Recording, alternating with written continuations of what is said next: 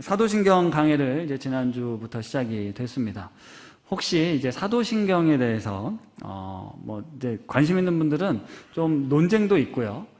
주일날 공예배 시간에 사도신경을 암송하는 것에 대해서도 불편해하시는 혹시 그런 교단이나 그런 배경에서 오신 분들이 혹시 있을 수도 있을 것 같습니다. 그런데 우리가 예배 때마다 이 사도신경을 고백하는 이 행위는 그냥 단순히 주기도문이나 주문처럼 이렇게 외우는 것이 아닙니다. 기독교 2000년 역사에 수많은 파도가 지나왔어요. 그런데 그 기독교의 오랜 역사 속에 어떤 부인할 수 없는 신앙 고백이라는 거예요. 그러니까 우리가 고전이라고 불리우는 책들은 어떤 시대를 지나도 계속해서 재해석이 되고 우리에게 영향을 미치지 않습니까? 그러니까 이 초대교회 이후에 어떤 나름의 이유를 가지고 우리가 믿는 신앙의 그 교리들을 정리한 이 신앙 고백이 있기 때문에 단순히 누군가에게 세례를 주는데 얘가 예수를 믿는지 안 믿는지 그 세례 문답을 넘어서 어떤 우리 그리스도인들이 무엇을 믿고 그 믿음으로 살아가는 게 무엇인지를 고백하는 그런 고백입니다. 그런데 수많은 사람들이 교회를 다니고 있지만 요즘 이 코로나 이후에 우리가 교회의 현실들을 많이 둘러다 보니까 믿음이 없는데 나는 믿지 못하겠는데 습관적으로 형식적으로 아니면 무슨 보험 들듯이 이렇게 신앙생활을 하는 분들이 있습니다. 믿습니까? 이건 믿음은 강요할 수 있는 부분이 아닙니다. 세뇌를 할 수 있는 것도 아니에요. 그런데 은연중에 세뇌를 당한 분들도 있고 아무 의식 없이 그냥 믿는 분들도 있습니다. 그건 어떻게 보면 영적인 학대일 수도 있겠다는 생각이 들어요. 지난주에도 우리 최 목사님 말씀하셨지만 뭔가 의심이 될 때도 있고 의문이 들 때가 있습니다. 그게 당연합니다. 왜냐하면 우리가 살아가는 삶의 현장에서 부딪히는 문제들이 내가 믿고 있는 하나님, 그렇다면 왜 나에게 이런 일들이 생길까? 충분히 의심이 될 수 있거든요. 저는 그런 점에서 우리가 믿음에 대해서 이 사도신경을 통해서 하나하나 되짚어 볼 때 한번 질문을 던져보고 같이 이야기할 수 있는 그런 마음이 있습니다. 그러니까 어쨌든 설교자를 통해서 이 사도신경 한 구절 한 구절을 풀어드릴 때 때로는 질문이 생기거나 받아들이기 어려운 부분들이 있다면 기꺼이 연락을 주시면 같이 고민해 보도록 하겠습니다. 사실 되게 부담스러운 얘기지만 그래도 그렇게 해보도록 하겠습니다. 중세 그 스콜라 철학, 철학하신 분들은 이제 워낙 잘 아실 텐데 스콜라 철학의 중에 한 인물인 안셀무스라는 인물이 있습니다. 안셀무스라는 사람이 믿기 위해서 알려는 게 아니고 알기 위해서 믿는다 이런 표현을 썼어요. 이게 굉장히 유명한 표현입니다. 그러니까 우리가 하나님을 믿기 위해서 이렇게 아는 것이 아니라 하나님을 알아가기 위해서 무슨 믿음이 선행되어야 한다 이런 뜻이에요. 그래서 이걸 신존재 증명이라는 이제 철학사에서 이제 업적을 남겼는데 저도 사실 철학적 사고를 깊이 하는 사람도 아니고 또 신학 과정을 통해서 분명히 안셀무스라는 사람을 배우기는 했지만 또 깊이 고민해 보지는 못했습니다. 사실 저도 그런 깊은 사유는 많이 부족한데요. 이 안셀무스가 이야기했던 그 신존재 증명에 대해서 그때도 들었지만 사실 잘 이해는 안 됩니다. 그런데 많은 학자들이 동의를 하는 부분이 있어요. 그게 뭐냐면 신앙은 이해보다 선행되어야 한다는 거예요. 내가 이해가 되면 하나님을 믿을 게가 아니고 하나님에 대한 믿음이 있어야 우리 삶에 이런 말씀들이 이해되고 풀어진다는 겁니다.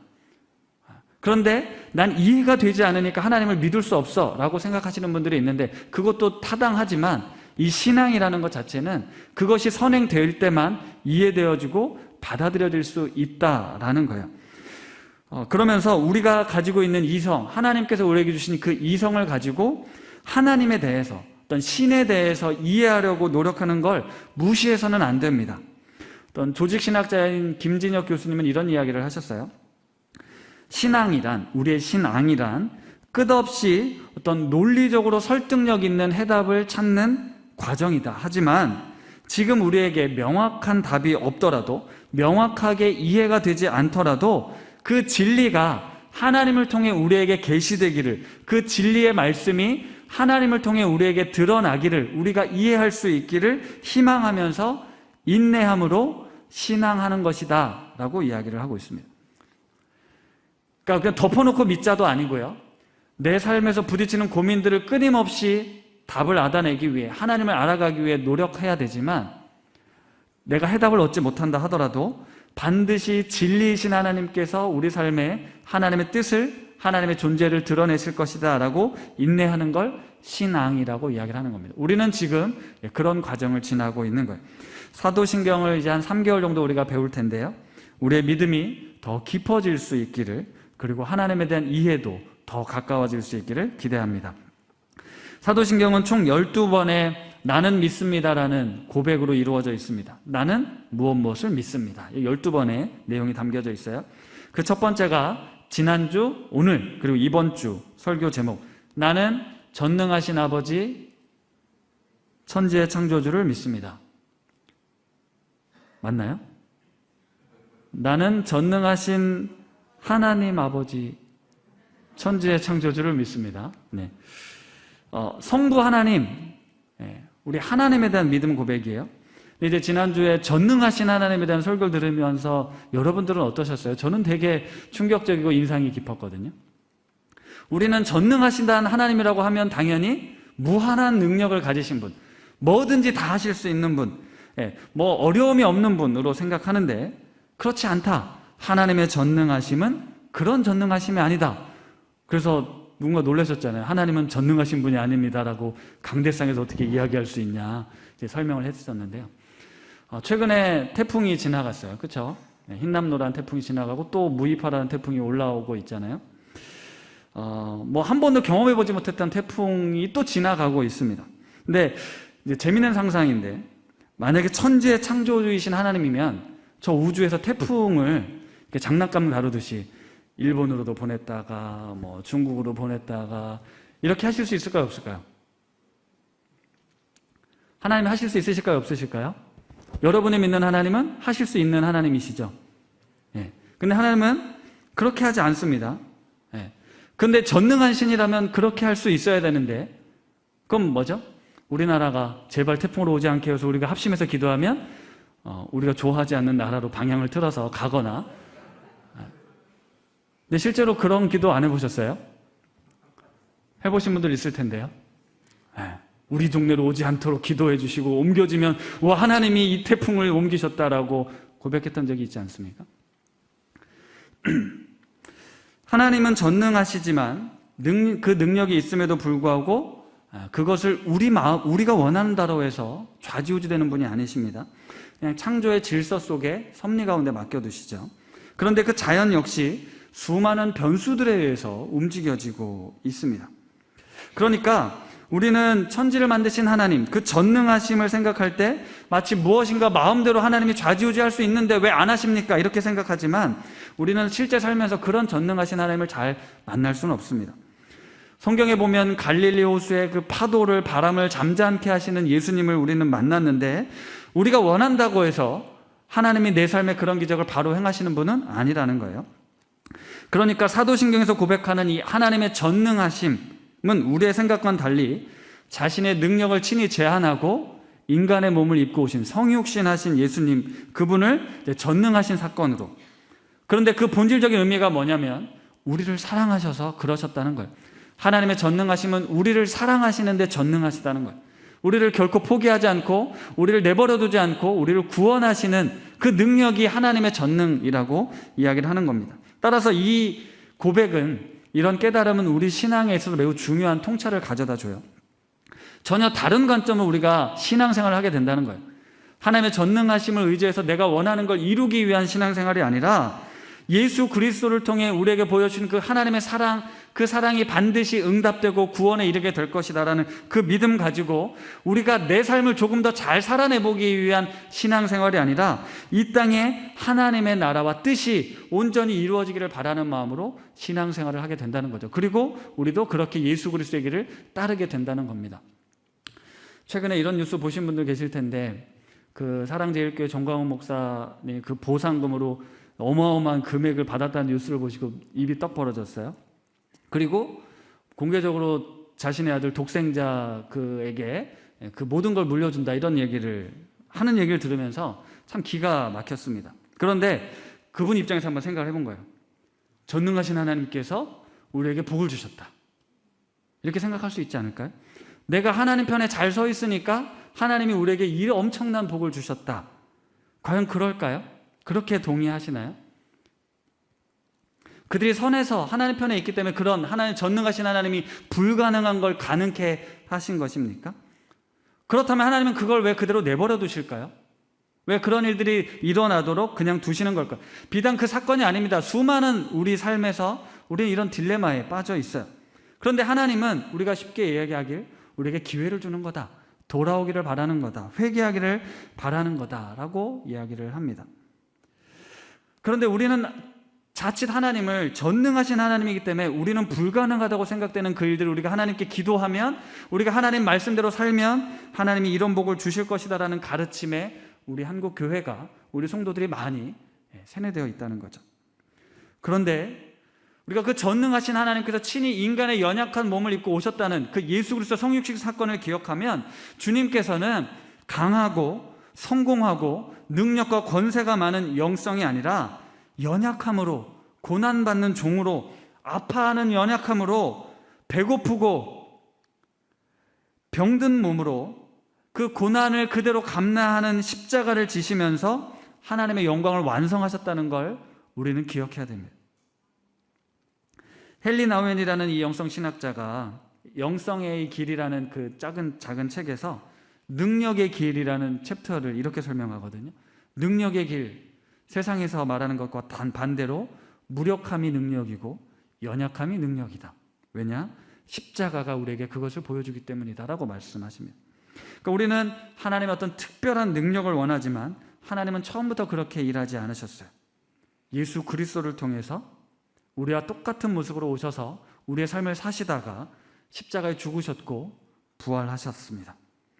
그러니까 하나님의 그 전능하심을 우리가 생각하는 어떤 이성적 한계로 이해하기에는 사실 한계가 있죠. 하지만 하나님이 우리를 그렇게 사랑하신다라는 건 우리 삶에서 우리는 느낄 수 있고 와 닿을 수 있습니다. 그 사랑의 능력이 바로 이제 전능하심이었잖아요. 창조의 하나님, 천지의 창조주를 믿습니다라는 그 창조주 하나님도 이런 관점으로 해석을 해야 돼요. 그러니까 성경에 나오는 이 창조 이야기를 과학으로 푸시는 분들이 있어요. 과학이라고. 성경은 과학책이 아니고요, 우리를 사랑하시는, 그래서 우리를 구원하시는 하나님의 이야기입니다. 조금 이제 어렵지만 저도 이제 생각을 해봤어요. 삼위일체 하나님에서 생각을 해봤는데, 성부, 성자, 성령 하나님이 한 분으로 존재한다. 이건 아무리 잘 설명해도 우리는 잘 이해할 수가 없습니다. 그래서 어느 분이 신학에 대해서 이렇게 정의를 내렸거든요. 신학은 신을 알아가는 학문이 아니다. 인간은 절대로 신을 알 수 없다. 신학이란 신이 우리에게 알려준 게 무엇인지, 우리에게 보여주신 것이 무엇인지를 연구하는 학문이라는 거예요. 그러니까 신학을 한다고 해서 내가 신을 완벽하게 알 수 있다, 이건 교만함이고요. 하나님이 깨닫게 해주시는 만큼, 보여주신 만큼, 드러나게 하신 만큼만 우리는 하나님이 이런 분이구나 라는 걸 알 수 있다는 거죠. 성경에 드러난 것만큼 우리가 이해를 해야지 성경에 나와 있지 않은 것까지 다 해석해낼 수는 없다는 겁니다. 그러니까 우리는 성육신하신 예수님을 통해서 하나님을 알아갈 수 있고요, 이 기록된 성경 말씀, 이걸 특별 계시라고 하잖아요. 이 계시를 통해 하나님이 이런 분이시구나, 하나님이 우리를 어떻게 살피시고 돌보시는 분이구나라는 걸 알아가는 거죠. 그러니까 삼위일체 교리를 우리가 뭔가 신학적인 논리로 풀어드린다고 해서 우리가 이해하거나 받아들일 수 없다는 거예요.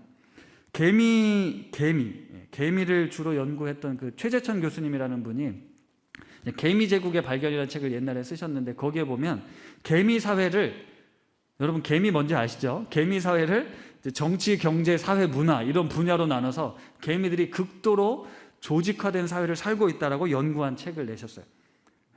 그러니까 우리가 사람 사는 모양처럼 개미들이 살고 있다는 거예요. 그러면서 우리 사회와 비교했을 때 종교인 빼고 다 있다. 그러니까 개미의 역할들이, 직업이 그렇게 다양하다라는 걸 얘기를 해요. 자, 우리는 개미를 이렇게 연구해서 알 수 있는데요, 개미는 우리 인간을 연구해서 알 수 있을까요? 당연히 모르죠. 당연히 불가능할 겁니다. 하나님과 인간이 그런 관계예요. 우리 삶에서 벌어지는 일들을 우리는 다 이해할 수 없습니다. 과거도 미래도 앞으로 무슨 일이 벌어질지 우리는 잘 알 수가 없어요. 우리는 그 시공간의 제한 속에 우리가 보고 깨닫고 연구하고 발견하는 것 외에는 알 수가 없어요. 그러니까 하나님 입장에서 보면 인간은 나를 다 이해할 수 없다는 거죠. 그런데 마치 나를 다 아는 것처럼, 내가 하나님을 잘 아는 것처럼 이야기한다는 건 교만함일 수 있다는 거예요. 욥이 성경의 인물 중에 욥이라는 인물이 있어요. 세상에서 가장 의인이라고 칭함받았던 욥. 근데 이제 사단이 이제 하나님한테 허락받고 이제 고난을 주잖아요. 그래서 건강도 재산도 가족도 다 잃습니다. 욥은 나에게 왜 이런 일이 도대체 왜 일어나는지 도대체 모르겠는 거야. 아무리 생각해도. 뭐 친구들은 와서 네가 뭔가 뭐 잘못한 게 있을까? 너 그러니까 하나님 앞에 벌 받는 거야 이러고 얘기를 하는데 욥은 나는 도저히 이해할 수 없다라고 이야기를 합니다. 그렇죠? 아마 내용을 잘 아실 겁니다. 욥기가 총 42장이에요. 굉장히 긴 내용이거든요. 근데 40장까지 39장까지는 욥에게 그런 일이 일어나서 친구들이 와서 너 뭐 잘못했을 거야 이런 얘기들을 주고받다가 40장부터 욥과 하나님의 대화가 등장을 하는데 욥기 40장 2절에서 7절 말씀 제가 한번 읽겠습니다. 전능한 하나님과 다투는 욥아, 내가 나를 꾸짖을 셈이냐? 내가 나를 비난하니 어디 나에게 대답해봐라. 그때 욥이 주님께 대답하였다. 저는 비천한 사람입니다. 제가 무엇이라고 감히 주님께 대답할 수 있겠습니까? 다만 손으로 입을 막을 뿐입니다. 이미 말을 너무 많이 했습니다. 더 할 말이 없습니다. 그러자 주님께서 폭풍 가운데서 다시 말씀하셨다. 이제 허리를 동이고 대장부답게 일어서서 내가 묻는 말에 대답하여라 라고 하시면서 8절부터요 41장까지 이르러서 하나님이 쉬지도 않고 쏟아내세요. 너 이거 알 수 있냐? 이거 깨달을 수 있냐? 네가 이거 봤냐? 물어보시니까 욥은 한마디도 대답을 하지 못합니다. 우리 인간으로서는 도저히 대답할 수 없는 질문들을 던지고 난 뒤에 욥이 이렇게 42장에 대답을 합니다. 그것도 제가 읽을게요. 욥이 주님께 대답하였다. 주님께선 못하시는 일이 없으시다는 걸 이제 저는 알았습니다. 주님의 계획은 어김없이 이루어지다는 것도 저는 깨달았습니다. 잘 알지도 못하면서 감히 주님의 뜻을 흐려놓으려 한 자가 바로 저입니다. 깨닫지도 못하면서 함부로 말을 했습니다. 제가 알기엔 너무나 신기한 일들이었습니다. 주님께서 말씀하셨습니다. 들어라, 내가 말하겠다. 내가 물을 터이니 내게 대답하여라 하셨습니다. 주님이 어떤 분이라는 걸 지금까지는 제가 귀로만 들었습니다. 그러나 이제는 제가 제 눈으로 주님을 뵙습니다. 그러므로 저는 제 주장을 거두어드리고 티끌과 잿더미 위에 앉아서 회개합니다. 여러분, 욥의 고백을 다시 한번 집에 가서 잘 살펴보십시오.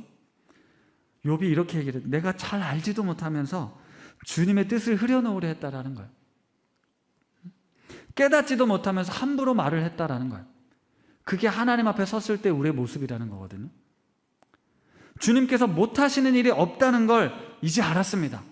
내 삶에서 이것을 응답하지 않아서 나는 하나님이 무능한 줄 알았는데, 하나님이 관심 없는 줄 알았는데 아니군요. 주님의 계획은 어김없이 이루어지고 있다는 걸 깨달았습니다 라고 회개하는 욥의 모습을 만날 수 있습니다. 이 구절을 통해 서두에서 다시 말씀드리지만 우리의 신앙이 이해보다 선행되어야 한다는 거예요. 하나님을 만나니 하나님 앞에 서보니 아 그랬군요 라는 걸 알 수 있게 된다는 거예요. 하나님에 대한 믿음이 있어야 이해할 수 있다는 거죠. 그러니까 우리는 예수 그리스도에 대해서 이 사도신경을 고백할 때 나는 전능하신 아버지 하나님 천지의 창조주를 믿는다라는 이 고백이 그냥 지식으로 논리적으로 해석되어서 하는 고백이 아니라 우리의 신앙의 고백 위에 다시 우리 삶을 돌아볼 때 비로소 나를 사랑하시는 그 하나님의 존재를 이제 깨달아 알게 된다는 거죠. 만약 사랑으로 충만하신 하나님께서 선하신 뜻대로 우리를 이끄시고 돌보신다는 걸 믿는다면, 선하신 하나님께서, 전능하신 하나님이 사랑으로 우리 가운데 오셔서 우리를 선한 길로 인도하신다는 걸 믿는다면, 지금 우리 안에서 벌어지고 있는 일들이 때로는 이해가 되지 않더라도, 그런 사건들이 내게 찾아와도 우리는 다르게 해석할 수 있고 다르게 반응할 수 있고 우리는 그것들을 지나갈 수 있게 된다는 거죠. 세옹지마라는 말도 잘 아실 거잖아요. 좋은 일이 생겼다고 너무 자만하지 말고, 불행한 일이 생겼다고 너무 낙심하지 말아라. 우리의 인생의 기륭화복을 우리는 헤아릴 수 없는데, 천지의 창조주 하나님, 우리를 살피시고 돌보신 하나님을 믿으면 우리 삶이 어려울 때도 다음이 있고, 좋은 일이 있어도 어려운 일이 있을 수 있다는 걸 알고 겸손하게 하나님의 은혜로 살아간다는 거죠. 그분의 선하심을 믿는다면, 그분의 사랑을 우리가 믿는다면 아무래도 우리의 삶을 보다 더 힘있게 살아갈 수 있게 된다는 겁니다. 설교를 준비하면서 이런 설명을 하더라고요. 전능하신 하나님은 이제 사랑의 하나님이다 라고 지난주에 말씀을 드렸잖아요. 삼위일체 하나님, 사랑으로 충만하신 하나님, 그렇게 존재하십니다. 그러니까 하나님은 삼위 하나님, 성부, 성자, 성령 하나님의 존재가 이미 완벽합니다. 충만해요. 더 이상 부족한 게 없어요. 보탤 게 없어요. 그런데 하나님은 사랑이시기 때문에 사랑할 대상이 내부적으로도 말고 외적인 존재를 필요로 한다는 거예요. 우리 하나님은 사랑으로 충만한 하나님이셔서 내부적으로는 완벽하게 사랑으로 연합되었지만 그 사랑은 외적인 존재를 필요로 한다는 거예요. 그래서 창조를 하셨다는 겁니다. 하나님에게는 사랑할 대상이 필요해서 창조하셨다는 거예요. 자신의 사랑을 드러내기 위해서, 내가 그런 존재라는 걸 알기 위해서 이 천하 만물을 창조하셨고 인간을 창조하셨다는 거예요. 내가 전능하기 때문에 나의 능력을 과시하기 위해서 하나님이 천지를 만드신 게 아니라는 겁니다. 하나님이 얼마나 대단한 분인가를 증명하려고 천지를 만드신 것이 아니고요, 하나님이 우리를 얼마나 사랑하시는지를 증명하기 위해 이 세상을 만드셨다는 거예요. 그러니까 우리가 창세기를 읽으면서 뭐 창조론이 진화론이 맞냐, 뭐 1장이랑 2장이랑 왜 해석이 다르냐, 뭐 이런 복잡한 이야기들을 하는 게 아니고, 우리를 사랑하기 위해서 우리를 사랑하신 하나님이 이 아름다운 세상을 만드셨고 그 안에서 우리를 살피시고 돌보시는 분이다, 우리 하나님은 그런 분이시다 라는 걸 우리는 말씀을 통해서 그걸 깨닫는 거예요. 전혀 제가 이제 관심도 없었던 분야인데 요즘 양자역학이란 말 많이 쓰잖아요. 뭐 현대 물리학의 기본이라고 하더라고요. 제가 중고등학교 시절에도 분명히 배웠을 것 같은데 전혀 기억은 없어요. 솔직히 말하면 중고등학교 시절에 뭔가 진화론에 대해서 이야기가 나온다든지 뭐 지리, 역사 뭐 이런 얘기가 나오면 왠지 내 신앙이 흔들릴까 봐 관심을 두질 않았어요. 죄송합니다. 그냥 뭔가 내 신앙적인 체계와 부딪힐 것 같은 거는 아예 관심을 두지 않아서 배웠는지도 잘 몰라요. 그러니까 제 안에도 사실 믿음이 흔들릴 수 있을 거라는 그 불안함이 어린 시절부터 있었던 것 같아요. 그런데 이제 커보니까 너무 내가 그 좁은 울타리에 있었다는 걸 이제 깨달았는데, 어쨌든 뭐 요즘 모든 산업의 기본이 양자역학이라고 해서 어쨌든 나도 좀 그런 걸 좀 알아야 되지 않을까 해서 두꺼운 책은 못 사고 만화책으로 설명된 게 있어서 만화책을 사서 좀 봤어요. 역시 문과생이라 도저히 이해는 안 됩니다. 근데 그래서 검색을 해봤더니 이런 내용이 나오더라고요. 이런 그 관찰, 측정하는 기술이 발전함에 따라서 옛날 고전 물리학으로는 설명할 수 없는 것들을 현상을 발견했다는 거예요. 그걸 풀어가다 보니 이렇게 양자역학 물리학까지 왔다는 건데, 그게 1920년대에 시작됐다고 하니까 이제 100년이 된 이론인데 잘 모르고 있잖아요. 사실 아마 잘 모르실 겁니다. 근데 그 기초 하에서 지금 뭐 반도체니 뭐 나노니 뭐 양자 컴퓨터니 이런 내용들이 나온다고 하니까 뭐 조금은 알긴 알아야 될 것 같아요. 그런데 이제 어쨌든 양자역학을 이렇게 설명하는 내용 중에 제가 은혜 받은 내용이 있어요. 기억에 남는 내용인데, 이 물리학자 김상옥 씨도 막 쉽게 설명을 해주긴 하는데 어쨌든 잘 모르겠어요. 근데 그분도 이것 100% 이해하는 사람 없다고 얘기를 해서 이야기를 하는데, 그 원리 중에 하나가 불확정성의 원리라는 거예요. 뭐 아시는 분이 있나 봐요. 뭐 고개를. 내가 지금 물체를 보는데 이 물체가 그 위치가 정확하지 않다는 거예요. 네. 그러니까 불확정성의 원리. 그러니까 이 학자들이 수백 년의 연구 결과를 통해서 뭔가 그 근원을 찾아가고 있는데 마지막엔 확정할 수 없다는 거예요. 모르겠다는 거예요. 거기서 은혜가 되는 거죠. 우리가 뭔가를 안다는 건 근본적인 한계가 있는 거다. 인간이란 근본적으로 한계가 있는 거다. 그렇죠? 진짜 그 전자라는 것이 어떻게 움직이고 뭐 관찰을 해내고 있지만 그게 왜 그런지 그 원인까지는 모르는 거잖아요. 여전히 이해할 수 없는 거거든요. 그러니까 우리가 결국은 도달할 수 없는 지점이 있어요. 물론 인간이 엄청나게 발전해서 알아내는 것들이 많아지고 있지만 지난번에도 설교 때도 말씀드렸지만 지금 우주도 끝까지 지금 보잖아요. 그 태양계 넘어간 보이저 2호 이야기도 최근에 말씀드렸고, 제임스 웹이라는 그 거대한 망원경을 지금 우주로 쏘아 올려서 우주 사진을 찍지 않습니까? 사진 한번 보여드릴게요. 관심 없는 분들도 있겠지만 천체에 관심 있는 분들, 네, 다양한 천체 사진들이 아마 나올 겁니다. 근데 제가 저걸 사진으로 보는 거거든요. 근데 만약 저걸 눈으로 보시는 분들이 있다면, 현장으로 보는 분들이 있다면, 우리는 어떤 그 위대한 창조주라는 존재를 만약에 느끼지 못한다, 생각하지 못한다, 이거는 말이 안 될 것 같아요. 인류가 보지 못했던 것들을 발견해내면서 우리는 무엇을 깨닫냐면, 그래, 무언가 있긴 있다라는 겁니다. 이걸 만드신 분이 있다라고 믿는 것이 합리적일 거다. 신존재 증명도 되게 비슷한 얘기거든요. 우리가 뭐 지구를 벗어나 달과 화성을 향해 막 지금 뭐 우주선을 쏘아대고 있지만, 성경이 이 모든 것을 다 담아낼 수는 없어요. 이해시킬 수는 없습니다. 그렇죠? 그러니까 천지의 창조주를 믿는다는 이 고백은 과학적으로 증명 가능한 그 천지의 창조주를 발견해내는 것이 아니라 그냥 우리라는 존재, 내가 존재하는 것, 그리고 내가 왜 살아가고 있는지, 나는 무엇을 위해 살아가고야 하는지에 대한 그 답이 천지의 창조주를 믿는다는 고백 속에서 출발이 된다는 거예요.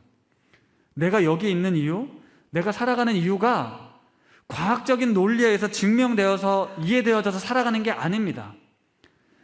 전능하신 아버지 하나님 천지의 창조주를 믿는다는 고백 위에, 밑에 우리가 살아갈 힘, 이해, 원동력이 생긴다라는 거예요. 성경은 우리를 사랑하시는, 그래서 그 사랑을 위해서 나를 만드신 하나님이 오늘 이곳에 나를 이 자리에 보내셨다, 그리고 나를 그 구원의 길로 인도해 가신다는 이야기입니다. 근데 천지의 창조주 하나님께서 세상을 다 만드시고 나는 이제 할 일을 다 했다, 너희들끼리 잘 살아봐라, 이렇게 방치하시는 분이실까요? 여러분 혹시 결혼하고 애를 낳으면 이제 내 할 일을 다 했다, 네가 이제 알아서 잘 살아봐라, 이러신 분 있습니까? 계속해서 우리는 관계를 맺고요, 신경을 쓰고 돌봅니다. 관계를 계속 맺는 거예요. 도움이 될 때도 있고 뭐 아픔이 될 때도 있지만, 인간들 사이에서는 하나님도 그런 우리와 관계를 맺으시는 거예요. 창조주 하나님께서는 그냥 우리를, 자, 나는 널 이렇게 만들었으니 네가 알아서 잘 살아봐가 아니고 때마다 일마다 우리와 관계를 맺으시고 돌보시는 분이라는 거예요. 하나님은 그런 분이신데 우리는 그런 하나님을 그런 하나님으로 맞이해야 된다니까요. 그게 신앙이 주는 유익이라는 겁니다. 논리적으로 지식적으로 이해하는 하나님을 내가 믿는 건 그건 믿음이 아니죠. 내가 이해할 수 없는 존재에 대해서 그 하나님을 우리가 관계를 맺을 때 그분의 사랑 가운데 내가 오늘 살아갈 수 있다. 때로는 아픔도 슬픔도 있지만 이 모든 것을 살피시고 돌보시는 분이 천지의 창조주 하나님이다 라는 믿음의 고백이 오늘 우리를 살아가게 한다는 겁니다.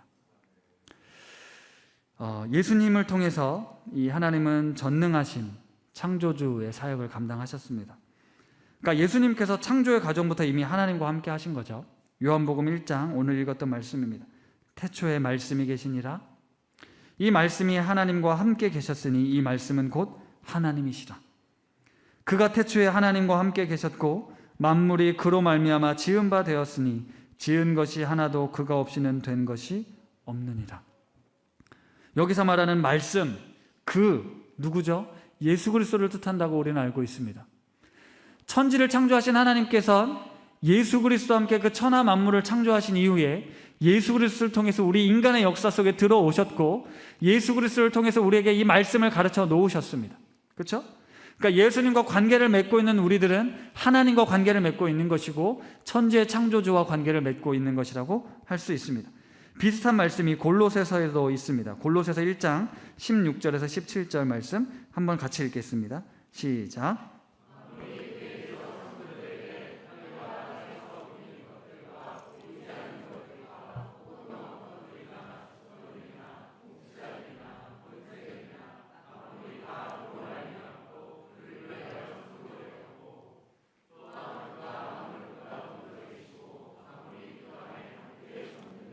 아멘.